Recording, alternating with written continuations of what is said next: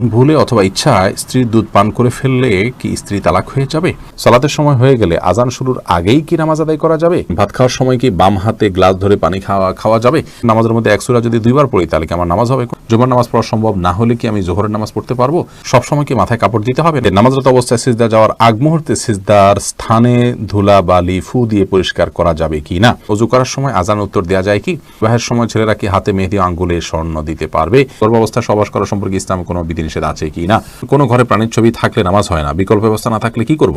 বাচ্চা হওয়ার আগেই তার নাম ঠিক করে রাখা যাবে কিনা? আমি মানত করেছিলাম সুস্থ হলে 500 টাকা দান করব, কিন্তু মনে নেই এতিমকে না মাদ্রাসা, এখন কি করব?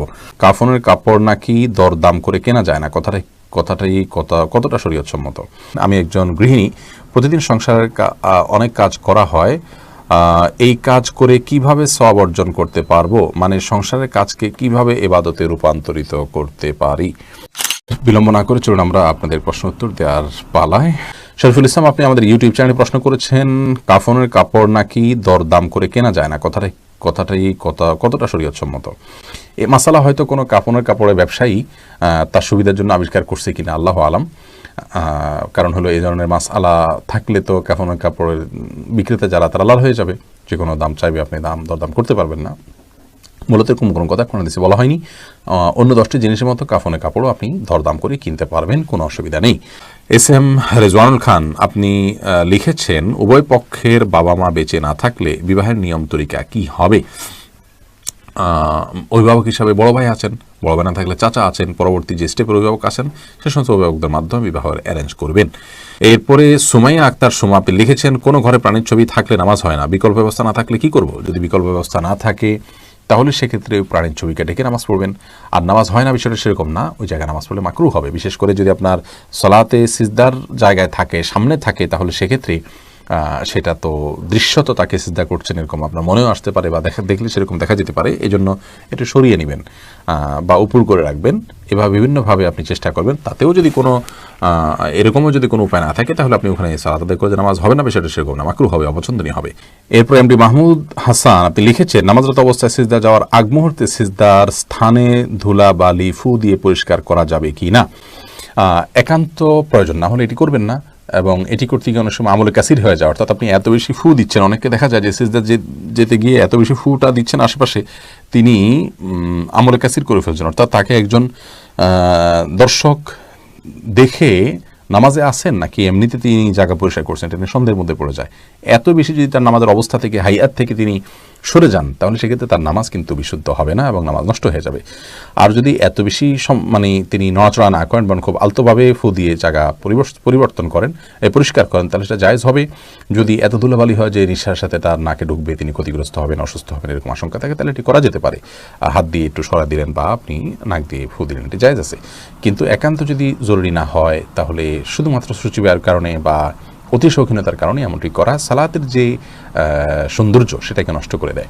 আয়েশা সিদ্দিকা রিনি আইডি থেকে লিখেছেন, আমি মানত করেছিলাম সুস্থ হলে 500 টাকা দান করব, কিন্তু মনে নেই এতিমকে না মাদ্রাসা, এখন কি করব?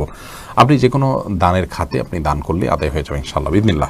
সিরাজুল ইসলাম আইডি থেকে আপনি লিখেছেন, বাচ্চা হওয়ার আগেই তার নাম ঠিক করে রাখা যাবে কিনা? যাবে, কোনো অসুবিধা নেই। বাচ্চা হওয়ার আগে থেকে ছেলে হোক মেয়ে হোক, ছেলে হওয়ার সম্ভাবনা বেশি হিসেবে ছেলের নাম, অথবা ছেলে মেয়ে দুইটা রেখে দিলেন, আগে থেকে ঠিক করে রাখলেন, কোনো অসুবিধা নেই। হাই ব্যাখ্যাত, আপনি ইউটিউব থেকে লিখেছেন, আমি একজন গৃহিণী, প্রতিদিন সংসারের অনেক কাজ করা হয়, এই কাজ করে কিভাবে সওয়াব অর্জন করতে পারবো? মানে সংসারের কাজকে কিভাবে ইবাদতে রূপান্তরিত করতে পারি? দেখুন, একজন গৃহিণী তার সাংসারিক কাজকে ইবাদতে রূপান্তর করবার জন্য তার প্রথম কাজ হলো প্রত্যেকের হক যথাযথভাবে আদায় করা, সন্তানকে সঠিকভাবে লালন পালন করা, আল্লাহর সঙ্গে পরিচিত করানো, আল্লাহর নির্দেশে পরিচালনা করা, তাদেরকে সালাতে শিক্ষা দেওয়া, ইসলামী ভাবধারা শিক্ষা দেওয়া, স্বামীকে তার হকগুলো আদায় করা। নবী সাল্লাল্লাহু আলাইহি ওয়াসাল্লাম বলেছেন, ওই মহিলা সবচেয়ে ভালো, শ্রেষ্ঠ, উত্তম, যাকে দেখে তার স্বামী সন্তুষ্ট থাকেন, দেখলে তার ভালো লাগে। এভাবে তিনি চলাফেরা করেন। অনেক হাদিসে আসছে, নবী সাল্লাল্লাহু আলাইহি ওয়াসাল্লাম বলেছেন, ইযা সাল্লাতিল মারআতু খামসাহা ওয়া সামাত শাহরাহা ওয়া আতাআত বা'লাহা ওয়া হাফিজাত ফারজাহা, যে মহিলা 5 ওয়াক্ত সালাত আদায় করেন এবং সিয়াম পালন করেন, তার স্বামীর আনুগত্য করেন, লজ্জাস্থান হেফাজত করেন, সে জান্নাতের যে কোনো দরজা দিয়ে প্রবেশ করতে পারবে। তো এই কাজগুলো করার পাশাপাশি আপনি আপনার যখন গৃহস্থলী কাজ করবেন তখন আপনি আল্লাহর জিকির করলেন, সব কাজ বিসমিল্লাহ বলে করলেন, এবং নিজের আমলগুলো সব ঠিকঠাক রাখলেন। অহেতুক অনর্থক কাজ, মোবাইল ইত্যাদি, টেলিভিশন ইত্যাদিতে অহেতুক প্রোগ্রাম ইত্যাদি দেখা বা হারাম জিনিস দেখা থেকে আপনি নিজেকে বিরত রাখলেন, যথাসময় পর্দার মধ্যে থাকলেন, নিজের পবিত্রতা নিজে রক্ষা করার চেষ্টা করলেন, ইনশাআল্লাহ বিদিনিল্লাহ এর মাধ্যমে আপনি গৃহিণী হয়েও আল্লাহ তাআলার প্রিয়পাত্র হতে পারেন এবং আপনার গৃহস্থলী কাজগুলোকে ইবাদতে আপনি পরিণত করতে পারবেন। মোহাম্মদ নাহিদুল ইসলাম আপনি লিখেছেন, অজু করার সময় আজান উত্তর দেওয়া যায় কি? অজু করার ফাঁকে ফাঁকে আপনি যদি পানি অপচয় করা ছাড়া আজানের জবাব দিতে পারেন তো অবশ্যই দিতে পারেন। তবে মোহাম্মদ হাসান আপনি লিখেছেন, গর্ভাবস্থায় সহবাস করা সম্পর্কে ইসলাম কোনো বিধিনিষেধ আছে কি না?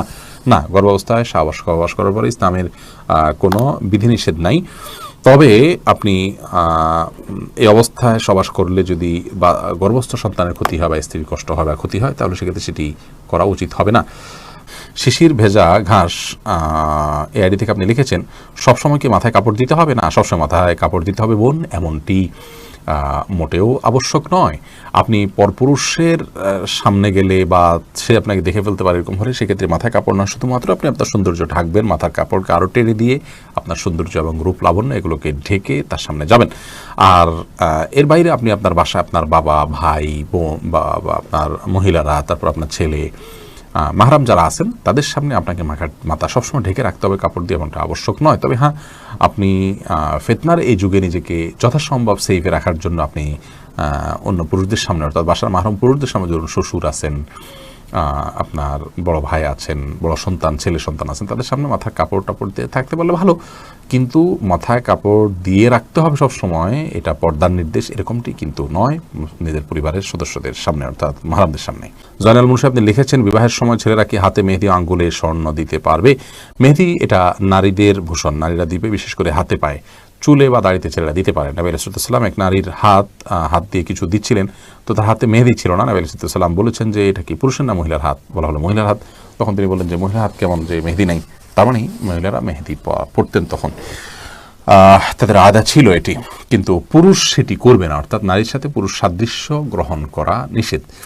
আর তাছাড়া সাজগোজ এটি মূলত নারীদের জন্য, সাজগোজ বলতে এই জাতীয় অতিরিক্ত যে সাজগোজ আছে সেটি, আর পুরুষও পরিপাটি হয়ে থাকবেন সেটি তো অবশ্যই ভালো। শাহাদাত হোসেন আপনি লিখেছেন, জুমার নামাজ পড়া সম্ভব না হলে কি আমি জোহরের নামাজ পড়তে পারবো? জুমার নামাজ পড়া সম্ভব না হলে, মিস হয়ে গেলে তো অবশ্যই জোহর নামাজ পড়বেন। মোহাম্মদ হাসান আলী কিন্তু কেন মিস হলো? অবহেলার কারণে মিস হলো, সেটি গুনাহের কথা সামনে থেকে সাবধান হতে হবে। মোহাম্মদ রহমান আপনি লিখেছেন, ভাত খাওয়ার সময় কি বাম হাতে গ্লাস ধরে পানি খাওয়া যাবে? যাবে, বিশেষ করে বাম হাতে পানি নিয়ে ডান হাতে ঠেক দিয়ে অনেকে খান, অর্থাৎ দুই হাত দিয়েই খেলেন আর কি, এটা জায়েজ আছে, কিন্তু উত্তম হলো আপনি সরাসরি ডান হাত দিয়ে পান করা। কারণ নবী করিম সাল্লাল্লাহু আলাইহি ওয়াসাল্লাম এক কৃতদাসকে বাম হাতে খেতে দেখে বলেছেন, কুল বিয়ামিনিক, তুমি তোমার ডান হাতে খাও, অকুল বিমায়ালিক, এবং তোমার সামনে থেকে খাও। তো বাম হাতে পান করা এটা সুন্নাহর খেলাফ একটি কাজ, এটি করা উচিত নয়।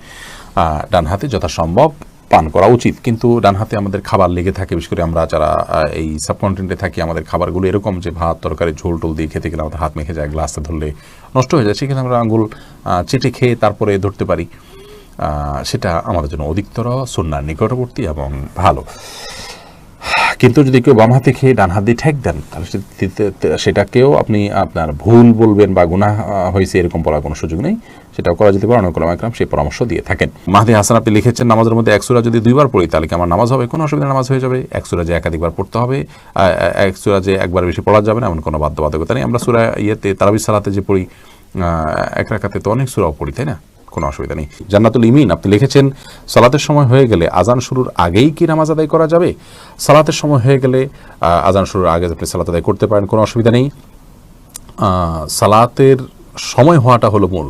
ইন্না সালাতা কানাত আলাল মুমিনিনা কিতাবাম মাওকুতা, সালাত নির্দিষ্ট সময় আদায় করাটাকে ফরজ করা হয়েছে। আজান হলে তারপরে জামাত হবে, আজান হলো ডাকার জন্য, কিন্তু তার আগে মা বোনরা তার জায়গায়, পুরুষরা তার জায়গায় সালাত আদায় করতে পারবেন, কোনো অসুবিধা নেই। আরমান হুসাইন আপনি ইউটিউব চ্যানেল থেকে প্রশ্ন করেছেন, ভুলে অথবা ইচ্ছায় স্ত্রীর দুধ পান করে ফেললে কি স্ত্রী তালাক হয়ে যাবে? দেখুন, ভুলে বা ইচ্ছাকৃতভাবে যদি কোনো স্বামী তার স্ত্রীর দুধ পান করে ফেলে তাহলে তার কারণে তাদের বৈবাহিক সম্পর্ক নষ্ট হবে না, এটি বিশুদ্ধতর মত এবং এটি জুমহুর উলামা ইকরামের মত। কেউ কেউ এর ব্যতিক্রম বলেছেন, কিন্তু সেটি আসলে গ্রহণযোগ্য নয়। অতএব স্বামী যদি স্ত্রীর স্তনে মুখ দিয়ে দুধ পান করে ফেলেন ভুলে, তাহলে তার কারণে সম্পর্ক, তাদের স্বামী স্ত্রীর সম্পর্ক নষ্ট হবে না। নবী করিম সাল্লাল্লাহু আলাইহি ওয়াসাল্লাম বলেছেন, ফাইন্নামার রাদাআতু মিনাল মাজাআহ, অন্য হাদিসে আসছে লা রাদাআ ইল্লা লা রাদাআ ইল্লা ফি সানাতাইন আও কামা ক্বালা আলাইহিস সালাতু ওয়াস সালাম। 2 বছরের বাইরে গেলে যদি দুধ পান করানো হয়, সে দুধ পান করানোর ভিত্তিতে হারাম হওয়ার সম্পর্ক সাব্যস্ত হবে না। এবং এ বিষয়ে দুরুল মুখতারের মধ্যেও স্পষ্ট ফতোয়া রয়েছে, এবং প্রয়োজন ছাড়া আপনার প্রয়োজন ছাড়া আপনার একজন মানুষ অহেতুক কর্মকাণ্ড থেকে যথাসম্ভব, বিশেষ করে যেখানে নানা রকমের রিস্ক আছে, নানা রকমের আপনার সুবিধা অসুবিধার দিক সেখানে চলে আসতে পারে, এই ধরনের বিষয়ে মানুষ যথেষ্ট সাবধান এবং সচেতন হতে হবে। স্ত্রীর দুধ যদি অনিচ্ছাকৃতভাবে কারোর মুখে চলে যায় এবং সে পান করে ফেলে, তাহলে সেটা মানে ইচ্ছাকৃত যদি কেউ করে তাহলে সেটা নাজায়েজ হবে, গুনাহের কথা হবে। যদিও কোনো কালাম জায়েজ বলেছেন, কিন্তু নাজায়েজ এবং গুনাহ হবে, এই মতটি অধিকতর শক্তিশালী। সাবির আহমেদ আপনি আইডি থেকে লিখেছেন, মসজিদে না গিয়ে নিয়মিত নিজের ওয়াইফের সাথে ঘরে জামাতে নামাজ আদায় করা কি সঠিক হবে? মোটেও সঠিক হবে না ভাই সাব্বির। কারণ হলো আমাদেরকে আল্লাহ রাব্বুল আলামিন যে দিন দিয়েছেন, এই দিনে 5 ওয়াক্ত সালাত হলো সবচেয়ে গুরুত্বপূর্ণ আমল। আর এই 5 ওয়াক্ত সালাত পুরুষদের জন্য মসজিদে গিয়ে সালাত আদায় করার নির্দেশনা আমাদেরকে দেওয়া হয়েছে। নবী সাল্লাল্লাহু আলাইহি ওয়াসাল্লাম বলেছেন, 3 ব্যক্তি যাদের ব্যাপারে আল্লাহ রাব্বুল আলামিন নিজে জামিন এবং জিম্মাদার হয়ে যান, তাদের মধ্যে এক ব্যক্তি হলেন ওই ব্যক্তি যে মসজিদে যাতায়াত করে সালাত আদায় করার জন্য। অন্য এক হাদিসে নবী আলাইহিস সালাম বলেছেন, আলা আদুল্লুকুম আলা মা ইয়ামহুল্লাহু বিল খাতায়া ওয়া ইয়ারফাউ বিহিদ দারাজাত। আমি তোমাদেরকে এমন আমলের কথা বলে দিব না যে আমলের কারণে আল্লাহ তাআলা তোমাদের মর্যাদা বৃদ্ধি করবেন এবং তোমাদের ভুল ত্রুটি এগুলোকে মাফ করে দিবেন। সেই প্রশ্নের পর সাহাবীরা বলেছে, অবশ্যই বনি রাসূলুল্লাহ। তখন নবী সাল্লাল্লাহু আলাইহি ওয়াসাল্লাম যে আমলগুলোর কথা বলেছেন তার মধ্যে একটা আমল হলো মসজিদে যে ঘন ঘন যায়। তো মসজিদে যাওয়া, মসজিদে গিয়ে সালাত আদায় করার জন্য নির্দেশ আমাদেরকে দেওয়া হয়েছে। আর জামাতের আয়োজনটা মসজিদে হবে পুরুষদের জন্য, এতেই জামাতের যে উদ্দেশ্য সেটা সাধিত হবে। বাসায় আপনি যদি আপনার স্ত্রীকে নিয়ে জামাত নিয়মিত করেন, অথচ আপনার হাতের নাগালে আশেপাশে মসজিদ থাকে, তাহলে আপনার এই কাজটি উচিত হবে না, সঠিক হবে না। জামাতের সাথে সালাত আদায়ের যে নির্দেশ, সেই নির্দেশটা পালন হবে না। হ্যাঁ, আপনি জামাত আদায়ের সওয়াবটা পেলেন শুধুমাত্র।